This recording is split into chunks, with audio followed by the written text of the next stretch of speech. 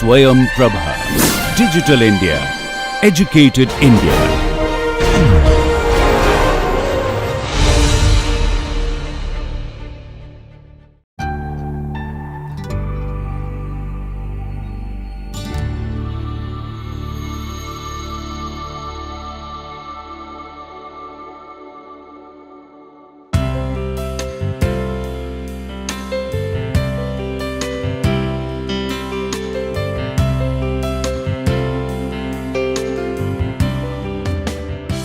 Hello everyone. In the previous class, we discussed about various ground conditions, the suitable method of excavation in those ground conditions as far as tunneling is concerned, appropriate support system, and what are the precautions that one needs to keep in mind while going for the excavation in such ground conditions. Then we also discussed about the difference between swelling and squeezing phenomena. So that was all about the ground conditions and related issues. Today we will start a new topic, that is elastic stress distribution around circular tunnels. Since we will be having the derivation for the elastic analysis for the circular tunnels, so this may stretch over two lectures. So to start with, let us first try to understand the geometry of the problem.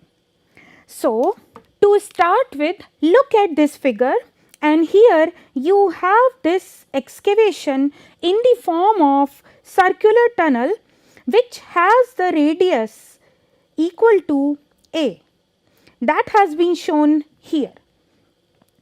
This tunnel has been excavated in an semi-infinite rock medium at a depth h, which is this. This is the depth between this point and this point, that is on the ground surface.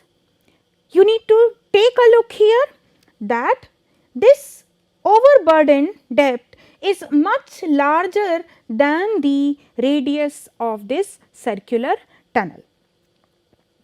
One more thing which we will be using quite often, tunnel and the topmost point is called as the crown and the bottommost point is called as invert of the tunnel. Here any point in this semi-infinite space is defined by these polar coordinate system, which is the r theta, where this theta has been taken in an anti-clockwise direction from this horizontal axis, which I am denoting as x axis. The vertical axis is the y axis, and this rock has infinite extent in this direction and in this direction as well, and this h is much larger than the radius of the circular tunnel. As I mentioned, the medium surrounding the tunnel is practically infinite in both the reference directions, which are x and y. Any point in the medium, that is say this point, will be defined by the point called r comma theta. This is simulated in the theory of elasticity as a problem of stress distribution along a circular hole in an infinite plate of thickness T. And this problem of circular hole in an infinite plate of thickness can correspond to the problem of a long horizontal tunnel at depth in the uniform rock formation. The second aspect is the loading.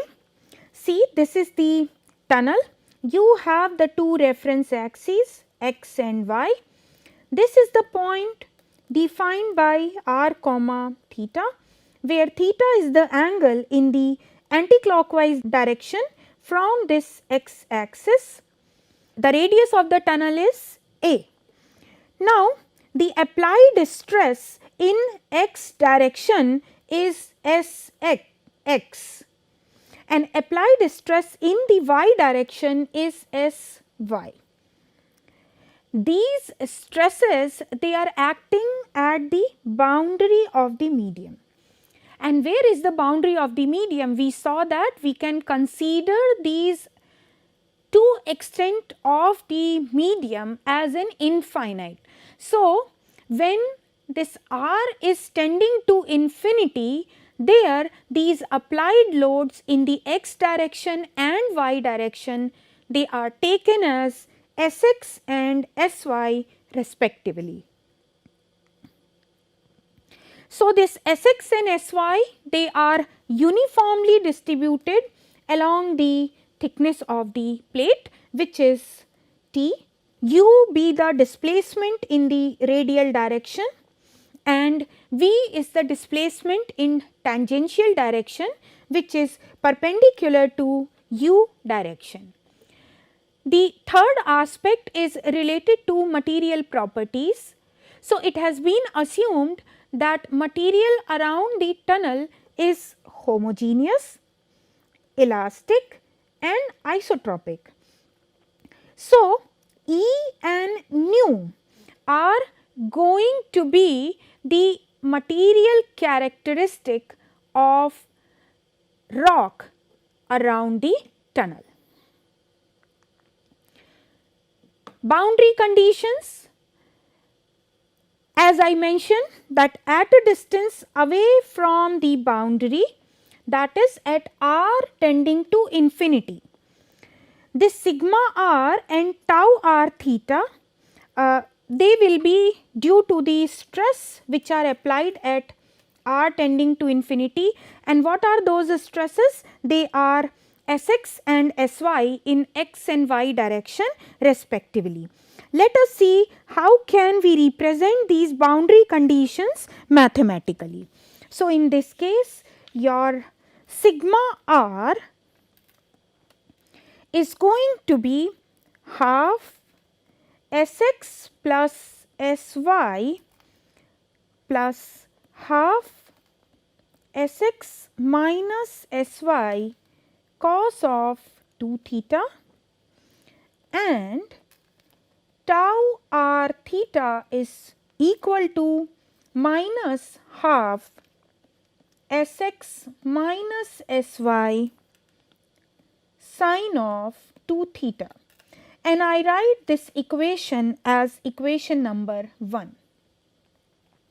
Now, at the tunnel periphery, which is the stress free boundary and represented by r equal to a, you will have the boundary conditions as sigma r at r equal to a is going to be equal to 0 and tau r theta at r equal to a will also be equal to 0. Make this equation as equation number 2. Now, what exactly is the aim of this study is to obtain the stress distribution around tunnel periphery in the surrounding medium. What do we mean by this? That is, we want to know that what is the pattern of distribution of stresses which are sigma r, sigma theta and tau r theta along both the radial as well as the tangential directions.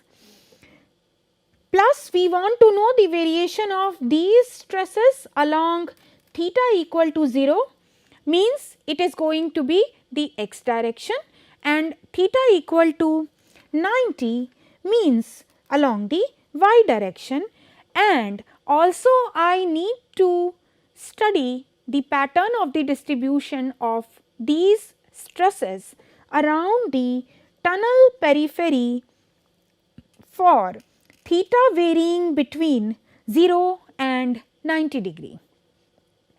Variation of displacement also we would like to see at and around the tunnel periphery, and this variation of displacement we would like to see in the radial as well as in the tangential direction.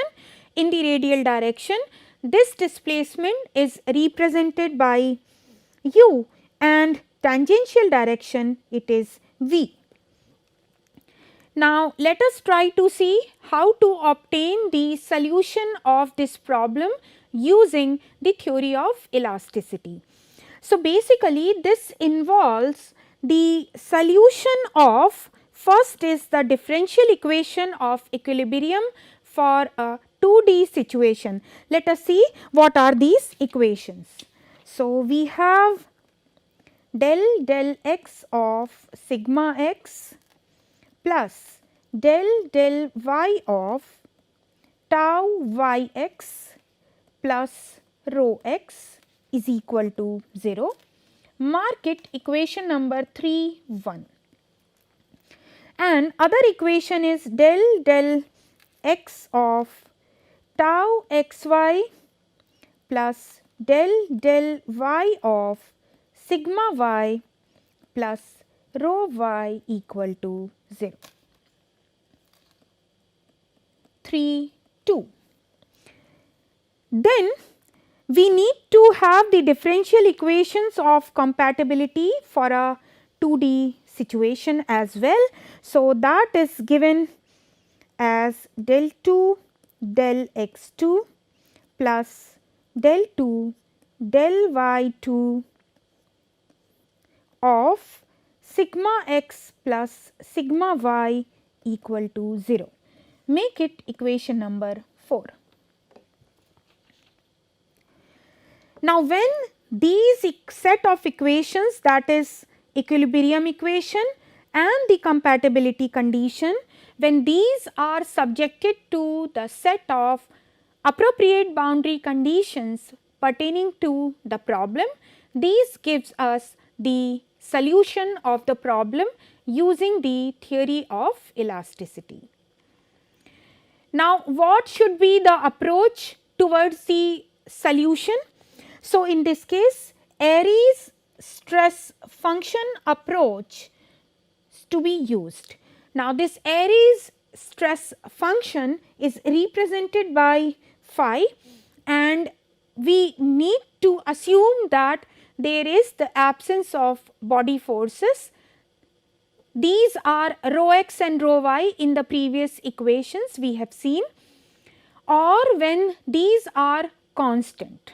So, in that case we will have we need to apply this Airy's stress function approach in order to get the solution. So, this Airy's stress function phi is defined as sigma x is equal to del 2 phi del y 2, sigma y is equal to del 2 phi del x 2, and tau xy is equal to minus del 2 phi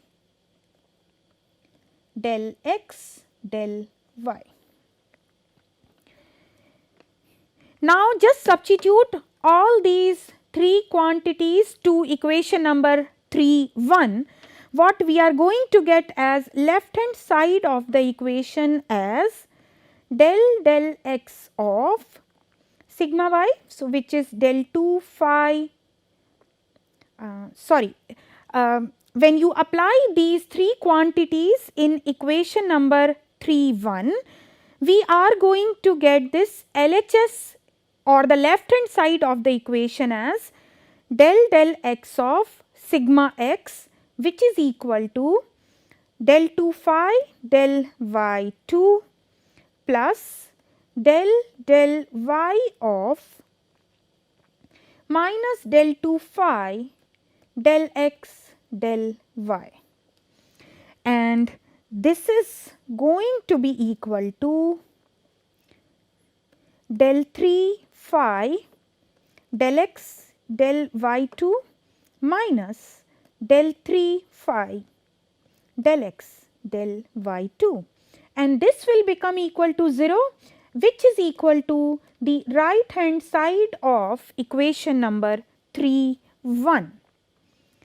Similarly, if we substitute this in equation number 3 2, left hand side of the equation will become equal to del x of minus del 2 phi del x del y plus del y of del 2 phi del x 2, and this also will become equal to 0, which is equal to the RHS of this equation 3 2. So, therefore, what we get from here is that the stress function, which is phi, satisfies the equilibrium equations.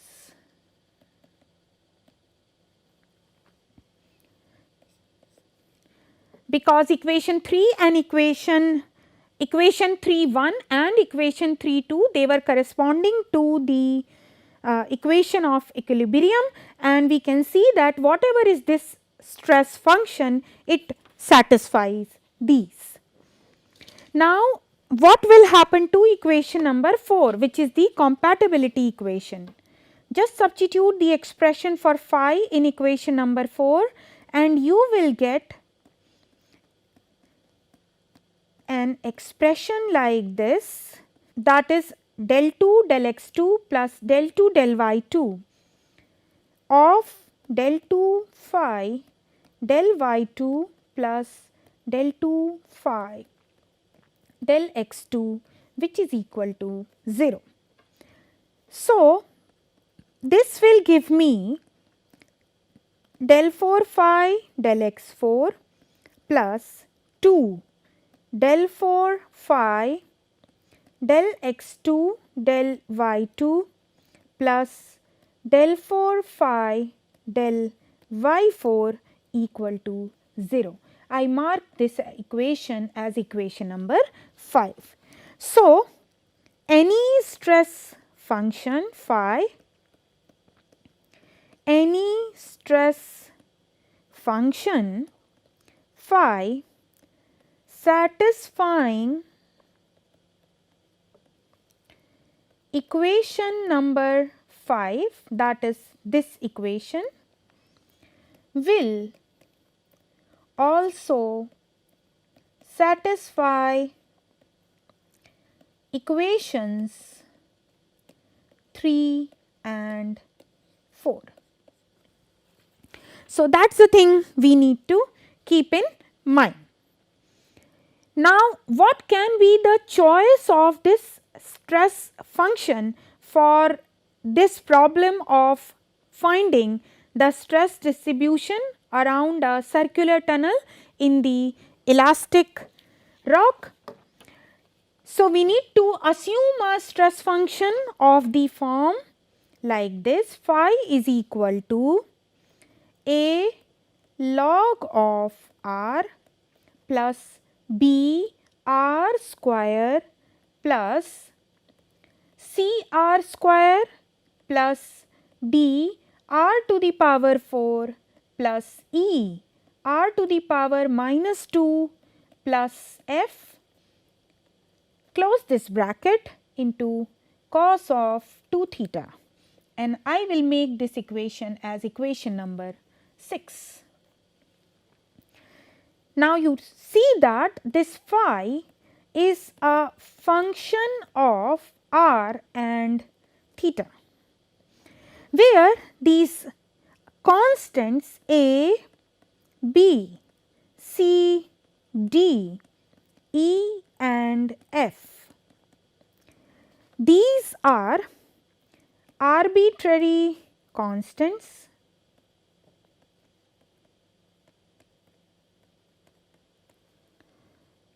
which are to be obtained using boundary conditions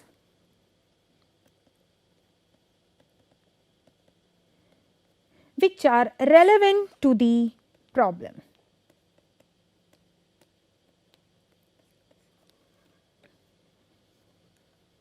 Now, to proceed further, in the polar coordinate system, this stress function phi is such that sigma r equal to 1 upon r del phi del r plus 1 upon r square del 2 phi del theta 2.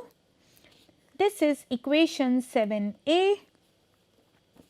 Then sigma theta is del 2 phi del r2, which is equation 7b, and tau r theta is equal to 1 upon r square del phi del theta minus 1 upon r del 2 phi del r del theta. 7c. See, these equations are the standard equations in the theory of elasticity and can be obtained from any textbook on the theory of elasticity. Now, let us proceed further. So, what we have is the phi, which is equal to a log of r plus b r square plus c r square plus d r to the power 4 plus e r to the power minus 2 plus f into cos of 2 theta. This is what that we have assumed. Now, differentiate this with respect to r, see what we get. So, this will be a upon r plus 2b into r plus 2c into r plus 4d r cube minus 2e r to the power minus 3, and this f is independent of r, so that will become equal to 0, and here this is cos 2 theta is only the function of theta and not the r. So, this will come as it is here, cos of 2 theta. Now, 1 upon r del phi del r, what this will become now? A upon r square plus 2b plus 2c plus 4d r square minus 2e r to the power minus 4 into cos of 2 theta. Make it equation number 8a. Similarly, differentiate this expression for phi twice with respect to theta. So, see, this is what that we are going to get, del 2 phi del theta 2 is equal to minus 4 cos of 2 theta c r square plus d r to the power 4 plus e r to the power minus 2 plus f. This term and this term, they are not the function of theta. So, therefore, when I differentiate this phi with respect to theta, they will become equal to 0. So, here what we will get is 1 upon r square del 2 phi del theta 2. This will be minus 4 cos of 2 theta multiplied by c plus d r square plus e r to the power minus 4 plus f r to the power minus 2 and this will be 8b. Now, let us further simplify this. So, we add equations 8a and 8b. So, this is what is going to give us sigma r will be equal to a upon r square plus 2b plus we have the cos 2 theta term in both the equations. So, I just take that common and then I will have 2c plus 4d r square minus 2e r to the power minus 4 minus 4c minus 4d r square minus 4e r to the power minus 4 minus 4f r to the power minus 2. Now, this term and this term will get cancelled, and what you will get as sigma r is equal to a upon r square plus 2b plus minus 2c minus 6e r to the power minus 4 minus 4f r to the power minus 2 cos of 2 theta 9a. Similarly, you will have sigma theta which was del 2 phi del r2, that is going to be minus a upon r square plus 2b and plus 2c plus 12d r square plus 6e r to the power minus 4 cos of 2 theta, that is 9b. And from the equation 7c,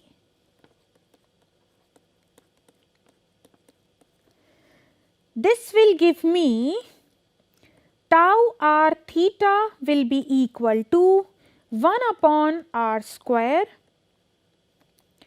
You have that expression in terms of the phi and its differentiation with respect to theta and r. So, just substitute it in equation number 7c, and this is what that you are going to get, that is 2 sine of 2 theta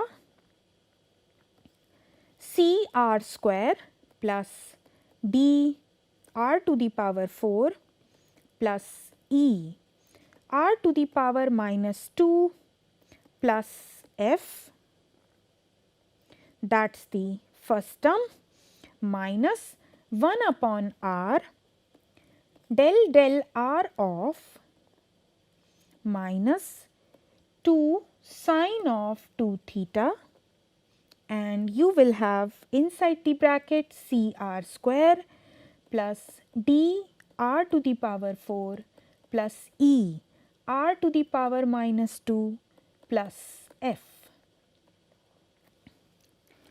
So, this tau r theta will be equal to minus 2 sine of 2 theta, and I just take this 1 upon r square inside the bracket and see this is what that I am going to get, that is c plus d r square plus e r to the power minus 4 plus f r to the power minus 2, and this minus and minus will become plus, and this will be 2 sine 2 theta divided by r, and what I am going to get here is 2 cr, because here I need to differentiate this quantity with respect to r.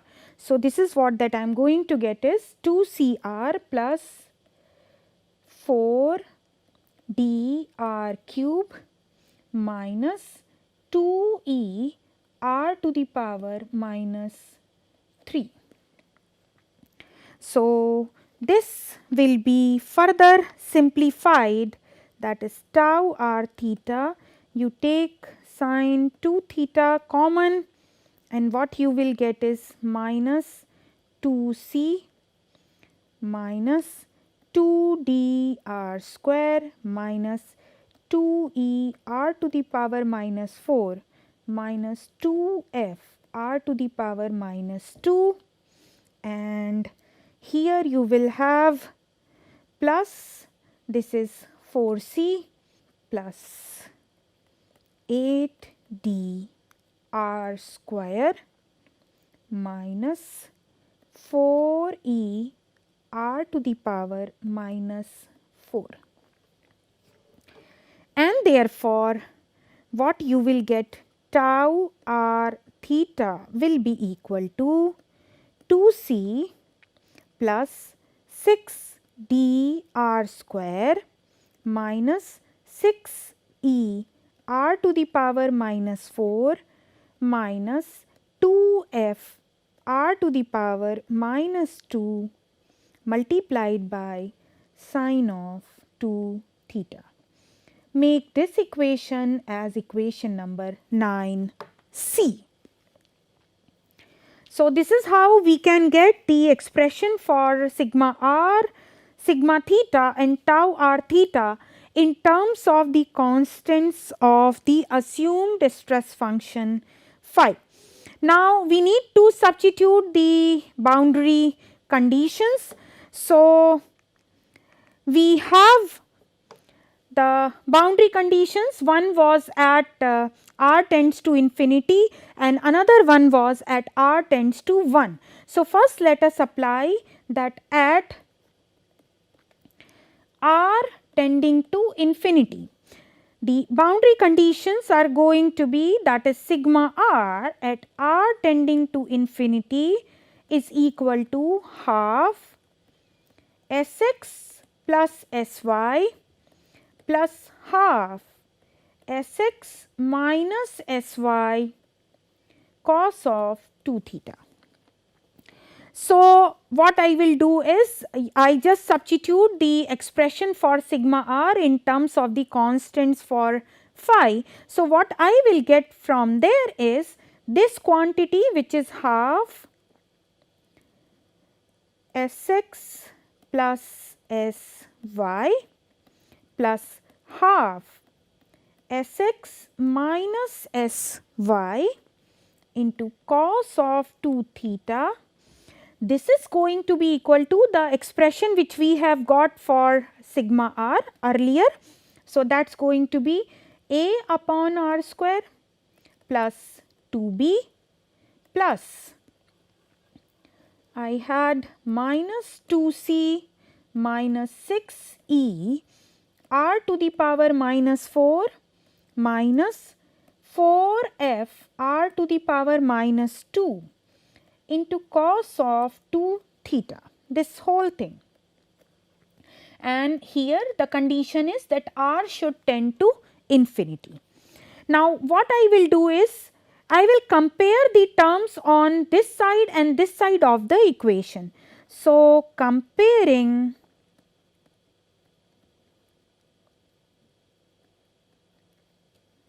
the terms on both sides of this equation.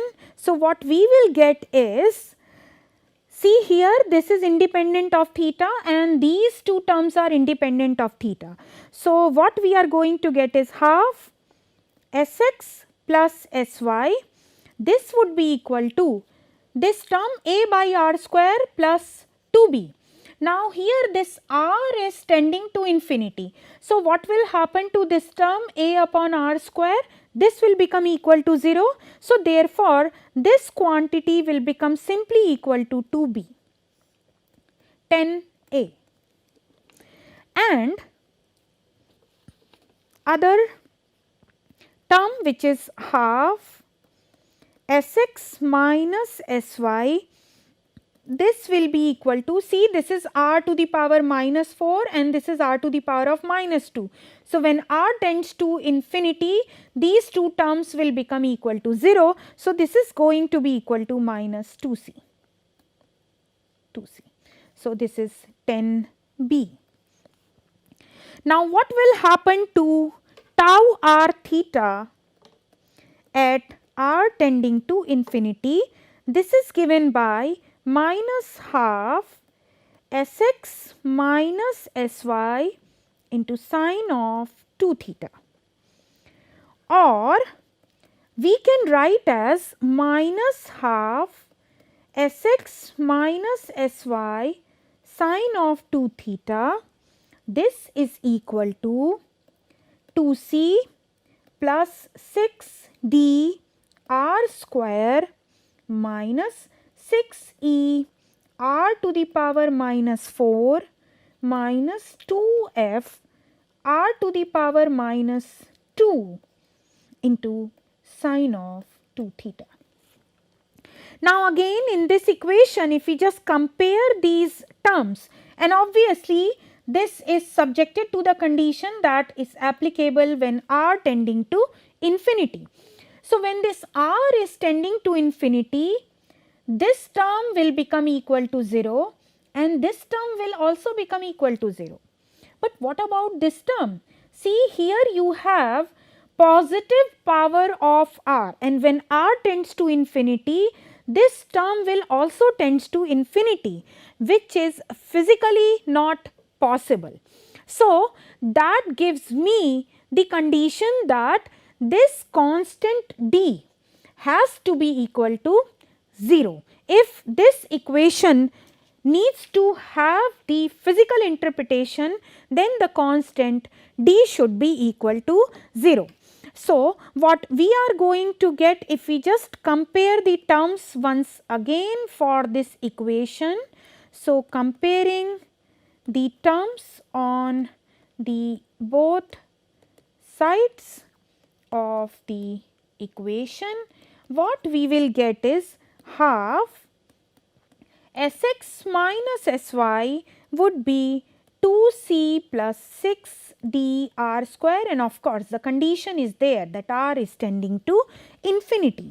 Now, what will happen as a consequence of this, as I explained to you, that as a consequence this d has to be equal to 0. Why? Because no stress can be infinite, otherwise it will lose the practical relevance. So, this is practically not possible to withstand it. So, therefore, what we are going to get is half Sx minus Sy will be equal to 2c. This is our equation number 10c.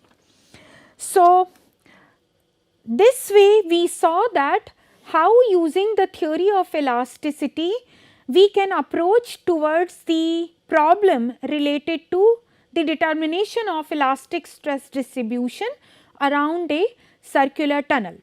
So, here we have applied the boundary condition at r tending to infinity. We still have few more boundary condition and we still need to find out the complete solution of the problem. So, we will continue with this in the next class. Thank you.